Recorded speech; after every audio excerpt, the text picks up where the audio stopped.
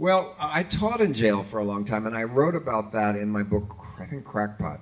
But we shot a thing in there, but I wasn't allowed to take it out or anything. But in the prisoners, it was called reckless eyeballs, and that is a charge you can get in jail for giving some guard a dirty look. And so, and my class was handpicked, and most of them had life sentences and stuff, and I told them that they had to play the opposite of themselves, which is a real psychological exercise. So the blacks played the rich people, the white played the servants, the bikers played the girls, and the child molesters played the strong people, because it was the opposite of what they were like in jail. And they had to sneak in like drag and stuff, and the prison guards hated that I was allowed to be in there. They really hated me. I wasn't scared of the prisoners. I was scared of the guards. And we could film it, but I brought a friend in with a video camera, but it was really Dogma 95 because we filmed it right in, there was no editing. We waited for a song to come on the radio. Okay, action. So that would be the soundtrack behind it. It was really done even worse than Hag in a Black Leather Jacket. So we did do that. And it could never leave the prison or anything, but it was a good experience. I certainly remember liking doing it. And that same warden that hired me got fired, and then it was over. Do you still tour on murder trials? I don't go to murder trials anymore because people recognize me. So I'm afraid the jury will take it out on the defendant. Or, I can't really be a voyeur. And since I taught in prison and everything, I changed a little, I wrote in Role Models about this woman I've been trying to get out of jail that was in the Manson family. And basically I apologized for some of the stuff I had written in Shock Value and stuff about going to murder trials, because I know about victims' rights, I know about, the tragedy that happens. I am still interested in it, certainly. If I was not a filmmaker, I would be a defense lawyer for the worst people, or a psychiatrist. I think I'd be okay in both those jobs.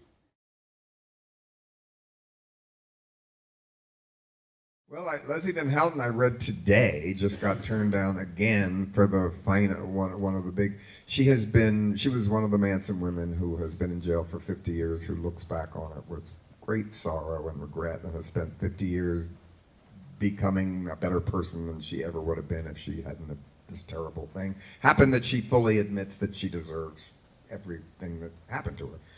But she's been given parole 3 times, but the governor turns it down, which in that state, the governor can turn it down. And he turned it down. The appeal just came back today that they also agreed with the governor, except for one very, very good dissent that one of the judges written saying it was wrong and she should get out. So I believe one day the law will get her out. The governor is never going to let her out because it's too famous a crime and everything. Now with Quentin's movie, it's even more famous. Right. Yeah.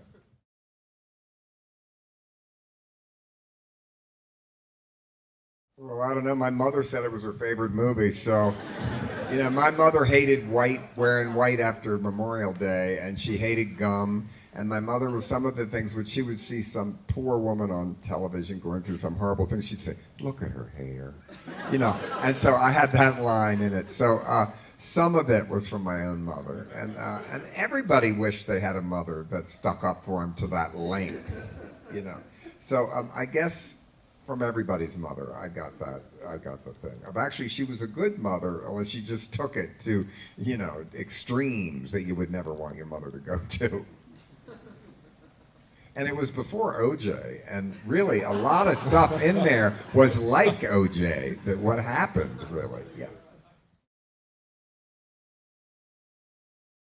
Creative process, well, when I sit down with a blank pad in the very beginning, and it's a movie, I kind of have to think, what genre of movie am I going to satirize? I have to think of a title really early, and then I start thinking of the characters, and I write all their names down, I name them. I start thinking of their backstory, and then I have to know where they're going to live. So I drive around and find the locations, and then, as one critic says, I start the plot, which is the filthy clothesline to hang my wash. That's what one critic said. So, and then the hardest part is the plot. And the plot is what makes a hit. The beginning gets it financed, because that's all they read.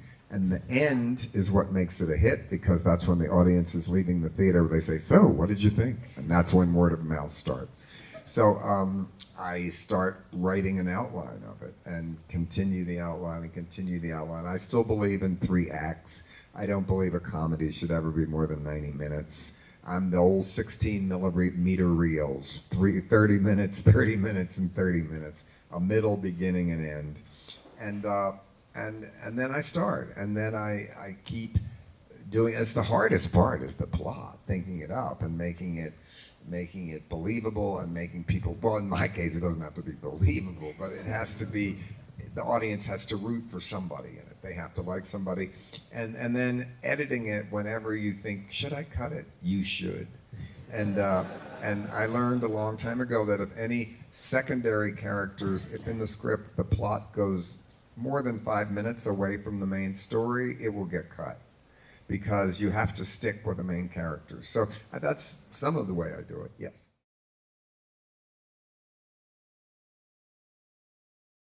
Well, they're angry with, that's the thing. You heard my show last night, some of you. No one ever gets angry. And I say shit, I don't know. I don't want people to get angry, but that has never happened to me, had politically correct people come after me. I think comedy is figuring out how far you can go on that cliff. How far can you go? Like when I say, why is gay music so bad? Everybody freezes for a second. But then some of the audience, including gay people, applaud. So that's the kind of edge I'm talking about. But no one seems to get mad when I say that. Yeah.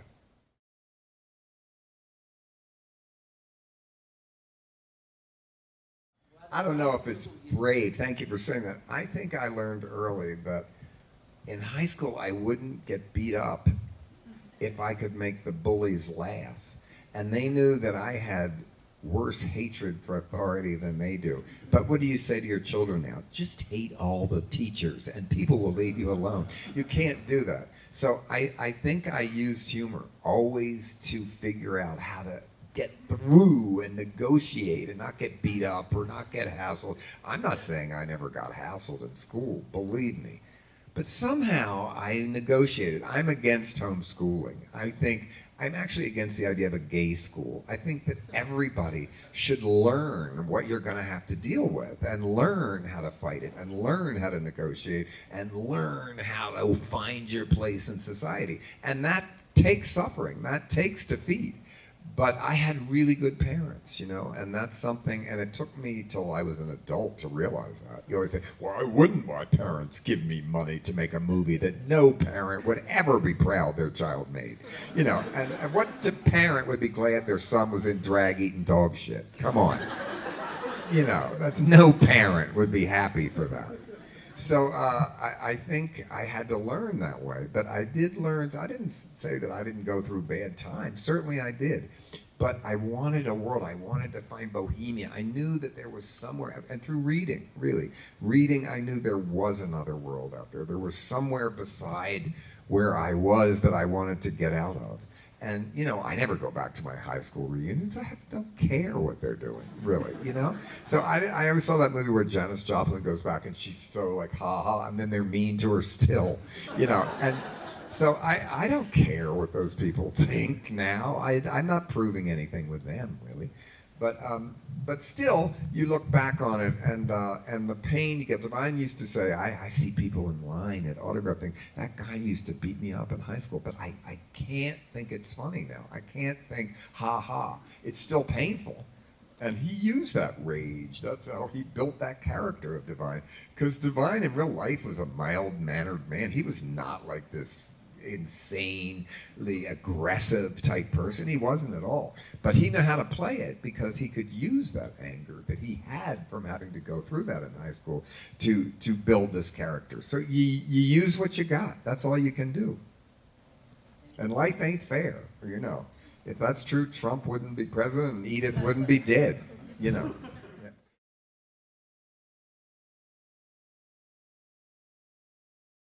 Well, no, they wrote that role, and then I said yes for it.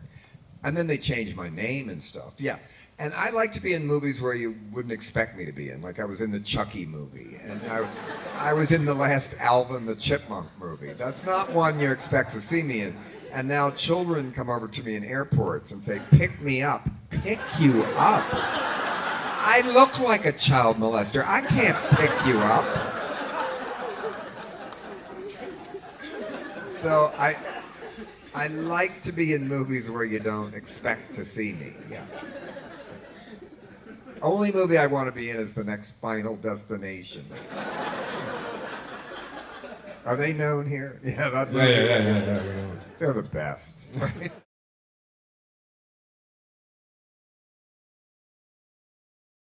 Well, Crybaby, was a failure, and it came, and I think they did a great job. I love the musical they did of Crybaby, and it was a failure.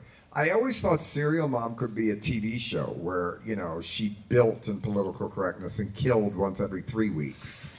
I don't know. There was talk of Pecker being a musical. That you never know what's going to happen. I want them all to go back to work.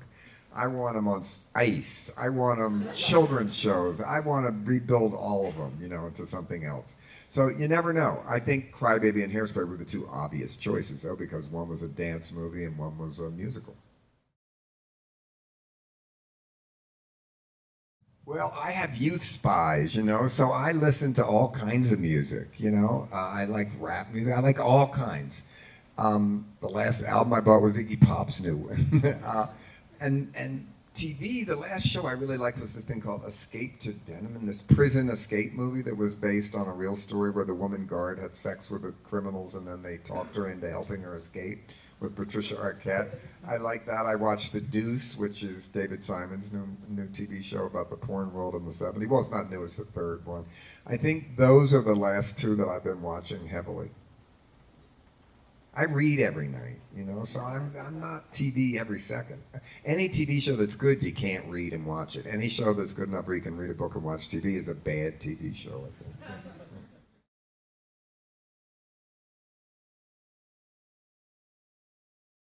Well, Desperate Living Mortville, which was not death, it was the French believed it was about being so mortified you couldn't live anywhere else. And I live in Provincetown in the summer, which is a tiny community that is a little like that. It's a gay fishing village. And you can live there year-round, and there are no laws if you never leave, in a way, almost. You can do anything. It's beyond the law. So I kind of got it from that, imagining that. And then also, it was like the Wizard of Oz in a way, where you go to some little fantasy place where you live, but this was a fascist community, and it was a lesbian melodrama about political corruption. It was not a hit. Yeah. Well, thank you very much. All right, It's a thank you pleasure. very much.